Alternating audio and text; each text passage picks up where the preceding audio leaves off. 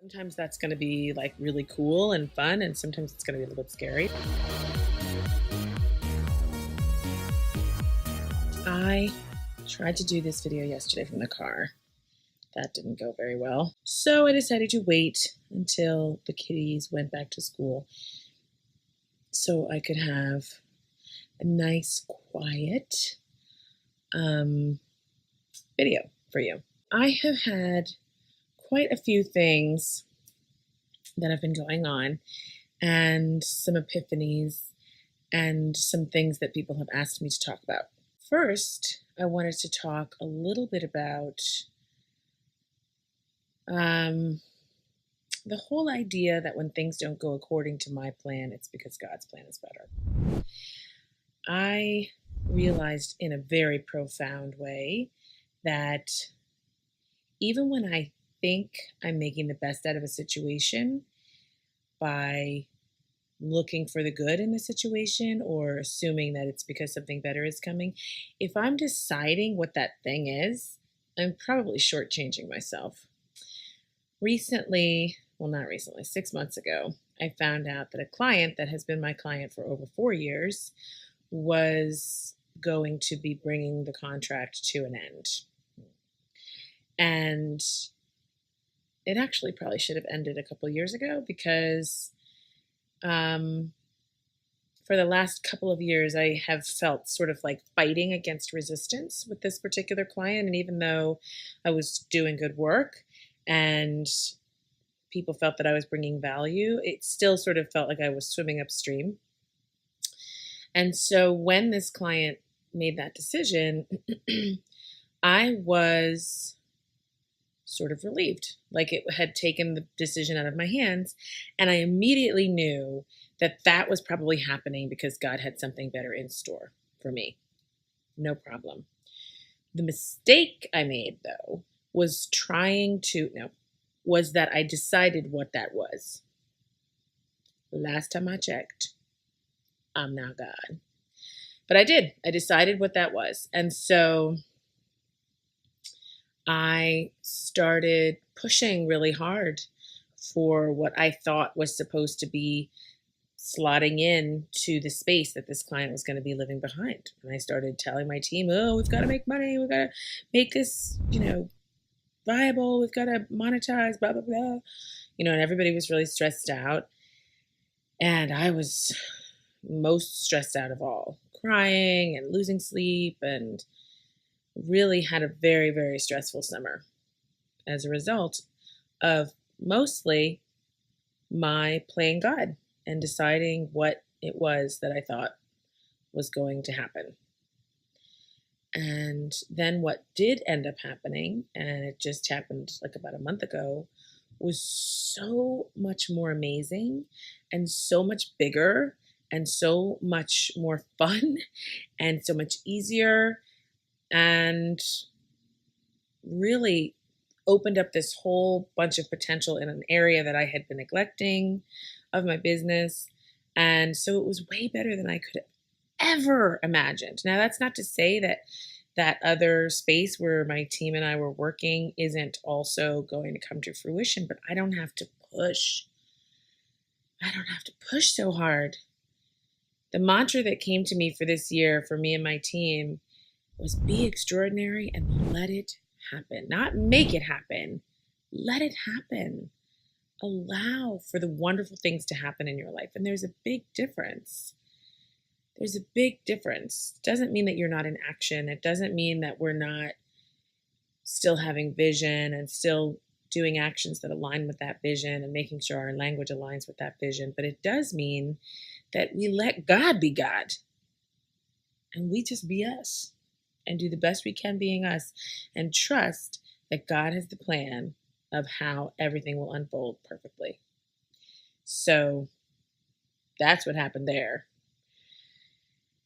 And then the second thing that happened, so I don't even know if I'm going to keep calling this vlog the Journaling for Health vlog, because my journaling has become about a lot of different things. It's become, again, about my business, and it's become about,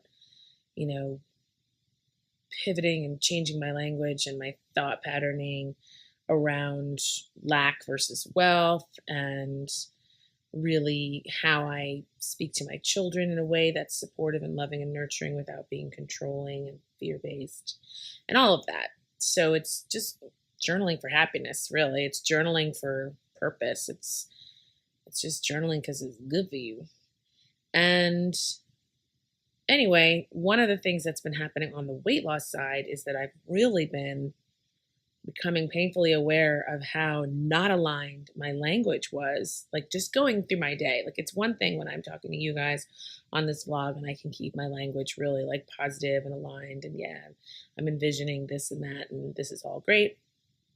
But then if I get off of YouTube and I am going through my day and I'm talking about how I'm so frustrated because I'm not losing any weight, and how I'm so sick and tired of my double chin, or, no, none of the clothes in my closet look good on me, or whatever, that's all language that's completely misaligned with what I'm envisioning. And it's going to manifest as more of the same if I'm not careful. And, I talk about sometimes that my vision for our reality show is kind of like the Kardashians, but this week, or maybe it was a couple weeks ago, Kim Kardashian, I'm not like a huge fan of the show or whatever, but I am a huge fan of how they have used like intention. And I believe, they use law of attraction to manifest in their lives, and they are really unified around that, and they're really focused, and they're really successful. And so, hey, don't hate the player, hate the game, yo, right? Like, so I'm not knocking their hustle at all. And recently, Kim was in the news, and she was talking about how she recently lost 20 pounds. Not that she needed to, JMO, but whatever. But she did. And there were a couple of things that she said in the article that were so she was using language to support the manifestation of what she wanted. Like, she said something like, it didn't happen overnight. It wasn't really, it didn't happen right away. But you just have to be patient and be consistent and trust that it will happen. Not my strong suit. But it's such empowering language to say it that way, to say that it will happen, even if it's not happening right away. And then the next thing she said was about her relationship with sugar. And she was like, I used to really eat a lot of sugar, and I don't really like it that much anymore. So I don't really eat very much of it, which is very different from like, I cut out all sugar from my diet, which is sort of brings for me up feelings of like deprivation, or like I'm off sugar, or I'm not going to eat sugar anymore, or whatever. This idea of like, yeah, just not really feeling it anymore, is so much more a choice, like a powerful choice that, she could choose differently. Nobody's going to call her out if they see her eating an ice cream cone, if she decides she wants to do that. But she's sort of reprogramming her subconscious, whether she's doing it intentionally or not. And I'm guessing she's probably doing it intentionally because she's a pretty powerful manifester. She's reprogramming her subconscious to believe we don't really like sugar because it doesn't serve her and how she wants to look and how she wants her body to be, a big fan of sugar. I'm doing that because the truth is I really don't. I eat sugar, but when I eat it, I don't really like it that much. So maybe I'm like that too, Kim. You and me. I'm like that too. Like, I think I'm sort of outgrowing the whole love affair with sugar, and fruit and other kinds of natural sugars are sweet enough. And so maybe my body is going to naturally adjust based on that change in preference. Anyway, it's pretty cool when I see somebody that's a huge, successful, famous celebrity who is very clearly using law of attraction and the power of language to manifest. So our new series, Watch Your Language, is going to be all about that. We're going to highlight celebrities in the media who are using language to manifest, whether they realize it or not. And sometimes that's going to be like really cool and fun, and sometimes it's going to be a little bit scary, like our POTUS, really rich, who definitely uses the law of attraction and language to manifest on his own behalf. And again, Don't hate the player, hate the game, whatever. I mean, he's doing his thing and it's working for him.